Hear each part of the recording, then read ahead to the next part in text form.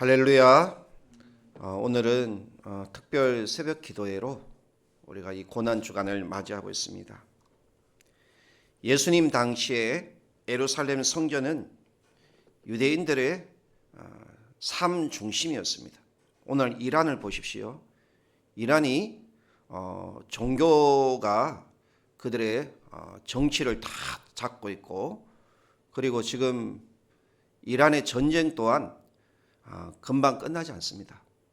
우크라이나 러시아 전쟁과 같이 오랫동안 지속되어서 그 불길이 제가 볼 때는 중동 전역에 퍼지고, 그리고 그 전쟁이 빨리 끝나야 되는데 끝나지 않을 경우에는 그 불빛이 아시아로 번질 위험이 있습니다. 그래서 이제는 세계 3차 대전이 일어나면 성경의 말씀과 같이 처처의 기근이 있게 됩니다. 지금 당장에 2주 후에 건설 자재값이 60%가 오릅니다. 그리고 이제 거기에 따른 건축 모든 경기가 이제는 다 중단이 돼요. 그뿐만 아니라 이제는 그것이 타격이 식료품이라든가 이런 모든 것에도 이제 타격을 주게 되는데, 우리가 이러한 난리와 난리의 소문을 보고 이러한 현상을 보고 우리가 주님의 때를 깨어 기도하고 준비해야 될 줄로 믿습니다. 이제는 마지막 때예요, 여러분. 이제 오실이라고 하신 예수님이 이제 올 날이 얼마 남지 않았다는 것을 우리가 기억하고 재림의 신앙을 갖고 깨어서 지혜로운 다섯 처녀와 같이 우리가 하나님 앞에 기름 등불 준비하고 기도해야 될 줄로 믿습니다. 평안하다, 안전하다, 좀 더 자자, 좀 더 눕자, 그때 도적이 멸망이 갑자기 임한다고 했습니다. 그러므로 우리가 하나님을 변함없이 사랑하고 나아가야 돼요. 이제 미국 같은 경우도 중동의 전쟁, 이란과 전쟁을 하면 여러분 피해가 없겠습니까? 얼마나 많은 아들, 딸들이 죽어가겠습니까? 그런다고 그 전쟁을 끝낼 수가 없죠. 왜냐하면 경제적인 이익이 달려있기 때문이에요. 그래서 이번에 베네수엘라 마두로를 잡았죠. 그것도 세계 최고의 그 석유를 그걸 빼앗았어요. 미국이, 트럼프가 상당히 어떻게 보면 이기적입니다. 자기 중심, 자기밖에 몰라요. 자기 나라밖에 몰라요.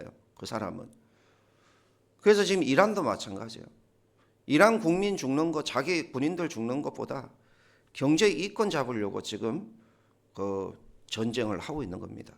그래서 우리가 이걸 잘 분별을 하고 우리가 여기에 절대 동참하면 안 돼요. 만약에 여기에 동참해가지고 이 땅에 전쟁, 미사일이 떨어져 봐요. 이제는 북한이 가만히 있겠습니까? 미국이 약해져 있을 때 이제는 북한이 공격해 올 수 있는 것입니다.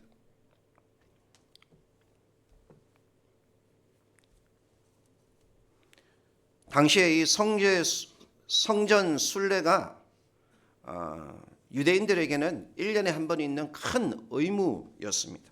그래서 6월절을 기점으로 이 유대인들은 성전 사방에 흩어져 있던 유대인들이 예루살렘에 모여서 6월절을 지켰던 것입니다. 그래서 역사가 에레미야서는 당시에 유대인 순례객들이 12만 5천 명 정도 되었다. 지금은 뭐 몇십만, 몇백만 되죠. 근데 그때는 인구가 없을 때였는데도 그렇게 수많은 사람들이 모였을 정도로 이들에게 성경과 그리고 이런 6월절은 상당히 중요한 의미를 가졌습니다. 예수님도 예외는 아니었습니다. 그래서 예수님이 예루살렘에 어린 나귀를 타고 입성을 합니다. 사람들이 호산나 호산나 다윗의 자손이여 소리치며 환호했습니다. 생각해 보면 얼마나 우스운 이야기인지 모릅니다. 왜냐하면 이 나귀가 어떤 나귀입니까? 어린 나귀예요. 나귀 주인이 이 두 제자에게 그 나귀를 내어줄 때 그 어린 나귀를 풀어서 뭘 하려느냐 이렇게 이야기할 정도로 정말 어린 나귀를 타는 사람이 없었습니다. 그런데 예수님께서는 그 어린 나귀를 타고 예루살렘을 입성하니 사람들이 기대했던 것과는 전혀 달랐습니다. 왜냐하면 사람들은 예수님이 로마의 압제로부터 해방시켜 주실 분, 어떻게 보면 백마를 타고 그리고 이렇게 등장을 해야 되는데 어린 나귀를 타고 등장을 한 겁니다. 예수님이 경제적 불평등으로 그 나라에게 공의를 주실 분이라고 기대를 했습니다. 그런데 우리 예수님께서는 그들의 생각과는 좀 달랐던 것 같아요. 어린 나귀를 타고 예루살렘에 입성했습니다. 그리고 성전에 들어가서 하신 일이 무엇입니까? 15절에 보니 성전 안에서 매매하는 자들을 내쫓습니다. 예수님께서 내쫓은 것은 귀신을 내쫓을 때 사용했던 용어와 똑같다고 합니다. 돈 바꾸는 자들의 상과 비둘기 파는 자들의 의자를 둘러 엎었습니다. 갑자기 성전에 대소란이 일어난 거예요. 당시 성전들은 300에서 400m 정도였고 3,000마리 정도의 양이 그 안에 있었다고 합니다. 상당히 넓은 성전이었죠. 그래서 이 성전을 정결케 하신 사건입니다. 우리가 이 성막을 보면 성막에 제일 먼저 들어가는 것이 뜰이잖아요. 그 다음 뜰이 있고 성소가 있고 지성소가 있잖아요. 근데 그 뜰이 그렇게 넓었다라는 거예요. 근데 이 당시에 이 뜰이요 하나만 있었던 게 아니에요. 당시에 이 유대인들이 들어갈 수 있는 뜰이 있었고 그리고 이방인들이 들어갈 수 있는 뜰이 있었습니다. 그러니까 두 개가 있었던 거예요. 유대인들은 그렇게 뭐 소를 팔거나 양을 팔거나 비둘기를 팔거나 그렇게 거기서 하지 않았어요. 그런데 이방인의 뜰은 그렇게 장사를 했다라는 거예요. 왜냐하면 이 이방인 유대인들의 사고는 이방인들은 구원을 못 받는다라고 생각을 했습니다. 그래서 차라리 저들을 통해 가지고 그냥 경제적인 이익을 얻으려는 그런 속셈이었던 것이죠. 그래서 이방인의 뜰은 항상 사람들이 많았고 그리고 시장 바닥 같은 그런 환경이었습니다. 왜냐하면 이방인들은 대부분 멀리서 오는 순례객들이었습니다. 제사용 제물을 제공해야 했고 그리고 제물이 제사장에 의해서 부적정 판정을 받으면 그곳에서 제물을 눈물을 흘리면서 사야 했어요. 왜냐하면 이게 지금 한 달간 두 달간 이렇게 양을 끌고 오는데 그 양을 제대로 먹이지 못하고 그리고 멀리서 왔다는 이유로 제사장들은 불합격 판정을 내린 거예요. 그런데 속셈은 달랐어요. 왜냐하면 그것을 불합격 판정을 해야지만이 자기들이 가지고 있는 양, 소 그리고 이 비둘기를 팔아가지고 그것을 이윤을 남길 수 있었기 때문인 것입니다. 제사장들은 일부러 순례객들이 가져온 제물에 대해서 불합격 판정을 내렸습니다. 그리하여 소와 양, 비둘기 제물을 사는 사람들로 북적거렸습니다. 부당하게 이익을 취했던 거예요. 비둘기는 가난한 자들의 제물입니다. 그런데 폭리를 취한 거예요. 탈무드에 의하면 제물을 드렸던 비둘기가 평상시 가격의 100배에 이르렀다라고 되어 있습니다. 100배. 그러니까 가난한 자들이 돈이 없는데 그것을 100배의 가치를 두고 했으니 이들은요 하나님 앞에 번제를 드리는 것이 1년에 한 번 있는 필연적인 의무예요. 구원의 조건이 되었던 거예요. 그렇기 때문에 그것을 사지 않을 수가 없었던 것입니다. 그래서 폭리를 취하여서 그것을 자기의 이익으로 남겼던 거예요. 얼마나 악합니까? 그런데 예수님이 6월절에 성전에 올라가십니다. 근데 그 성전 안에서 그들을 내쫓으시고 돈 바꾸는 자들의 상을 뒤엎으시고 비둘기 파는 자들의 의자를 엎어버리시고 그리고 이렇게 하는 거예요. 어떻게 보면 이게 어떤 행위입니까? 그들에게는 영업을 방해하는 거. 영업을 방해하는 거. 성전 안에서 지금 영업하고 있는데 그 영업을 방해를 하고 있는 거예요. 예수님이 얼마나 온유한 분이십니까? 그런데 이 불의에 대해서 참지 못하고 분노하고 있는 거예요. 예수님은 수많은 유대인들이 유월절에 예루살렘 성전에 모이는 이유가 성전 제사를 드리는 것이었는데 이를 금해 버린 거예요. 예수님은 그들의 제사를 받지 않았습니다. 마치 가인과 아벨의 제사를 우리 하나님이 아벨의 제사만 받으시고 가인의 제사를 받지 않았잖아요. 이처럼 이 제사를 받지 않는 거예요. 그래서 예배를 못 드리게 한 거예요. 혁명적인 사건이 일어난 거예요. 하나님이 조상 때부터 약속하셨고 그 후손들이 지금까지 그것을 이어왔는데 예수님이 갑자기 나타나더니 이것을 못하게 하는 거예요. 그들이 볼 때에는 그것이 영업방해였고 또 하나는 예수를 죽일 조건이 되었던 거예요. 그게 뭐예요? 신성을 모독한다라고 했습니다. 이들에게 성전을 더럽히고 성전을 모독하는 것, 예배를 드리지 못하게 하는 것, 이것은 신성 모독죄였습니다. 신성 모독죄. 그래서 우리 예수님이 십자가에 죽을 때 가장 큰 죄가 뭐예요?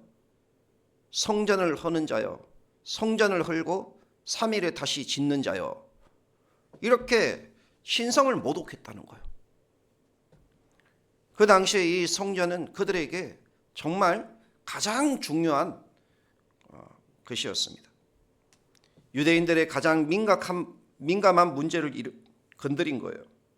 율법과 성전의 문제를 건드린 것입니다. 예수님은 이 문제로 사형 선고에 내몰렸습니다. 고소자들이 말합니다. 마가복음 14장 58절에 우리가 그의 말을 들으니 손으로 지은 이 성전을 내가 헐겠다. 손으로 짓지 아니한 다른 성전을 사흘에 다시 짓겠다 하도다라고 했습니다. 예수님이 십자가에 달려 있을 때 사람들이 말합니다. 예수님을 성전을 헌다고 헛소리한 죄인이다, 이렇게 취급하는 거예요. 지나가는 자들이 머리를 흔들고 예수를 모욕합니다. 가로되 아하, 성전을 헐고 사흘에 짓는 자여, 이렇게 이야기할 정도로 이 성전을 정결케 한 사건은 그 당시에 큰 이슈였습니다. 예수님이 이 일이 얼마나 엄청난 파장을 가져올 것인가를 몰랐을까요? 다 알고 계셨습니다. 때로는 우리가요, 분명히 내가 이 일을 하면 시련이 올 것이다라는 걸 알아요. 그런다고 그것을 하지 않습니까? 우리 예수님은 내가 이 성전에 대해서 정결케 한 이 사건을 통해서 내가 시련을 받을 것이라는 걸 알고 있었어요. 그럼에도 그는 그것을 피하지 않았습니다. 당당하게 맞서서 그것을 대적했던 거예요. 여러분, 때로는 우리가요, 우리 앞에 불의가 있다면 우리가 그걸 타협하거나 그것을 피하거나 그것을 숨길 필요가 없는 거예요. 당당하게 말해야 돼요. 당당하게 부딪혀야 돼요. 그럴 때 우리에게 고난이 오는 거예요. 예수님께 제자들이 예루살렘에서 복음을 전할 때 유대인들이 그들을 잡아서 매질을 합니다. 그리고 예수의 이름으로는 너희가 가르치지도 말고 예수의 이름으로는 전하지 말라라고 합니다. 그때 베드로가 어떻게 얘기합니까? 하나님 앞에서 너희 말을 듣는 것이 옳은가? 하나님의 말씀을 듣는 것이 옳은가? 스스로 판단하라고. 우리는 보고 들은 것을 말하지 아니할 수 없도다 하고는 복음을 전하게 되죠. 결과가 어떻게 됩니까? 야고보가 순교를 합니다. 베드로가 옥에 갇혀서 다음날 죽음을 맞이할 상황이 되는 거예요. 절망적인 상황이 되는 것입니다. 그러면서 이 초대 교회가 믿음을 지켜나갔던 거예요. 근데 오늘날은 어떻습니까? 조금만 핍박이 오면 쉽게 타협해버려요. 정치와 손을 붙잡습니다. 그리고 그냥 좋은 게 좋은 거지 하고는 핍박을 피해가요. 여러분, 우리가 천국에 들어가려면 어떻게 해야 돼요? 핍박을 겸하여 받아야 돼요. 핍박에 겸하여 받지 않는 자는 천국에 들어갈 수 없습니다. 평안하다, 안전하다 할 그때 도적이 갑자기 임하는 거예요. 여러분, 오늘날 젊은이들이 얼마나 전쟁으로 많이 죽어가고 있습니까? 그런데 참 안타까운 것은 그들이 정말 구원의 확신을 갖고 정말 그들이 깨어 준비하였을까? 여러분, 우리가 나이가 이렇게 많은데도 준비하지 못한 사람들이 얼마나 많습니까? 근데 젊은이들이 이제 막 꽃이 피어야 될 젊은이들이 전쟁터에 나가 죽어요. 그들이 지금 하나님을 알겠습니까?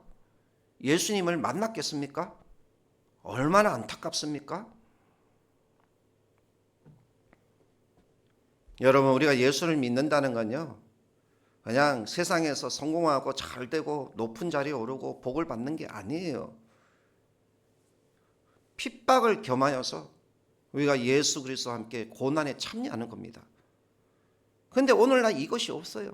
그냥 조금만 부담이 되고 조금만 힘들면 나 예수 안 믿어, 나 교회 안 나가 하고 세상 일로 그냥 떠돌아다녀요. 지금 떠돌아다니는 신앙인들이 얼마나 많아요. 교회를 나오라고 해도 바빠요. 또 약속이 있어요. 너무 바쁜 거예요, 세상에. 여러분, 그 사람들이 안 바쁜 날이 있겠습니까? 죽을 때까지 바빠요, 그 사람들은. 얼마나 안타깝습니까? 그러므로 여러분, 내 믿음 지킨다는 것, 여러분, 이게 쉬운 게 아닙니다.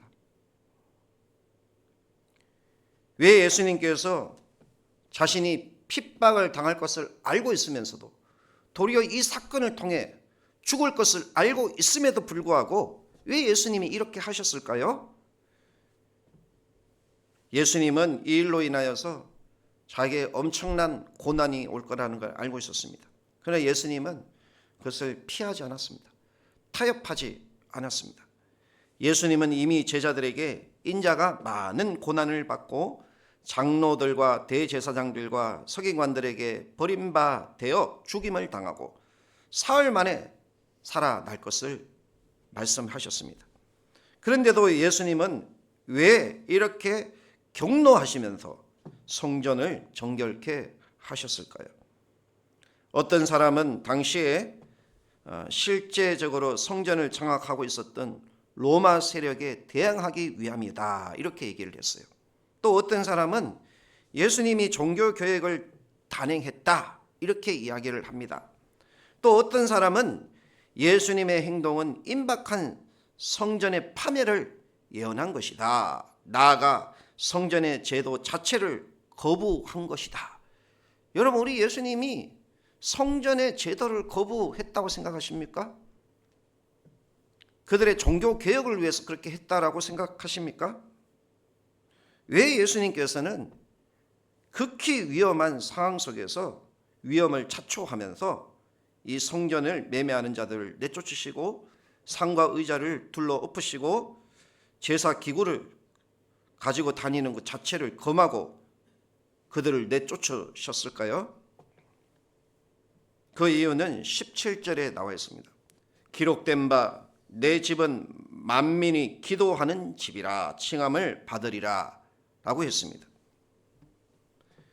예수님이 성전을 정결케 하신 이유는 첫 번째는 이 성전은 내 집이라는 거예요. 성전의 주인은 누구예요? 로마인들이 아니에요. 제사장이 아니에요. 이 교회의 주인은 누구예요, 여러분? 예수님이에요. 그래서 우리가 예배를 드리고 이 교회는 예수를 위해서 존재하는 거예요. 그래서 예수님께서 인간과 만남의 장소예요. 할렐루야. 그래서 예배당이라고 하는 거예요. 예배하는 장소라고 하는 거예요.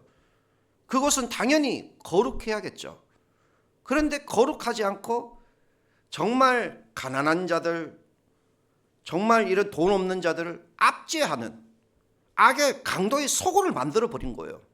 그러니까 예수님이 분노하는 거예요. 내 집을 더럽힌 거예요. 그런데 사람들은 그것을 모르고 너가 무슨 권세로 일을 행하느냐. 여러분, 이 집의 주인이 누구예요?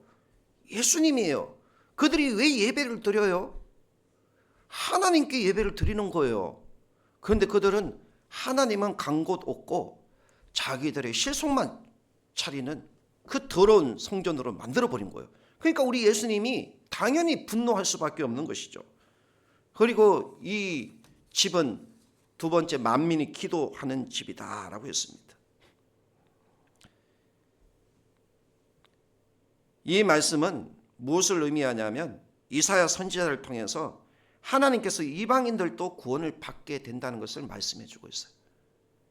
비록 이방인의 뜰에 그 멀리서 온 순례객들이 모이지만 그곳에서 하는 예배도 하나님이 똑같은 예배로 받으시는 분이다라는 거예요. 예수님께서 성전을 정결케 하고 만민이 기도하는 집이라 라고 하자 대제사장과 서기관들이 어떻게 반응을 합니까? 18절에 예수를 어떻게 죽일까 의논했다는 거예요. 참, 얼마나 악합니까? 요한복음 10장 10절에 보니 마귀는 속이고 도둑질하고 죽이는 자다라고 되어 있습니다.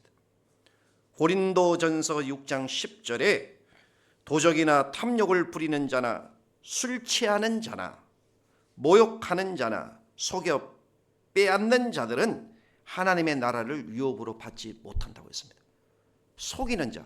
근데 여기 보니까 술 취한 자라고 되어 있어요. 어떤 분이 그래요. 술 먹지 말라는 말이 어디 있느냐 이렇게 얘기해요. 오늘 보니까 술 취하는 자라고 되어 있습니다. 술 취하는 자.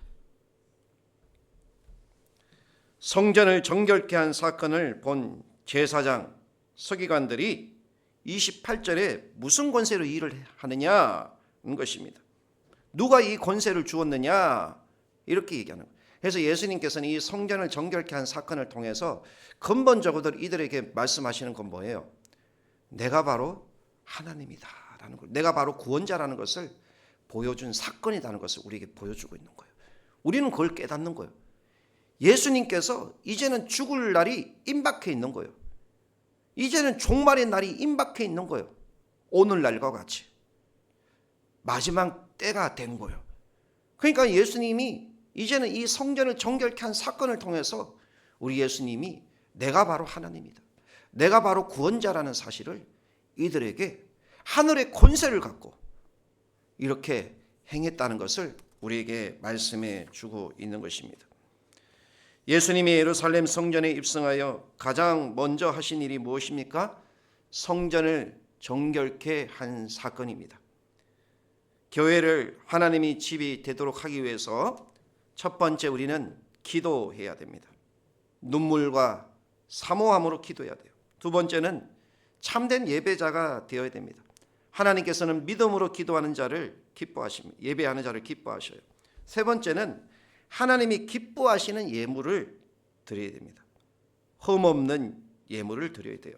네 번째는 내 마음을 정결케 하고 예수님을 나의 주인으로 모셔드려야 됩니다. 그리하여 마음에 있는 죄와 악을 깨끗하게 씻겨야 될 줄로 믿습니다. 그리함으로 우리가 이 고난에 성전을 정결케 하고 내 마음을 정결케 하는 은혜가 있기를 축원합니다. 기도하겠습니다.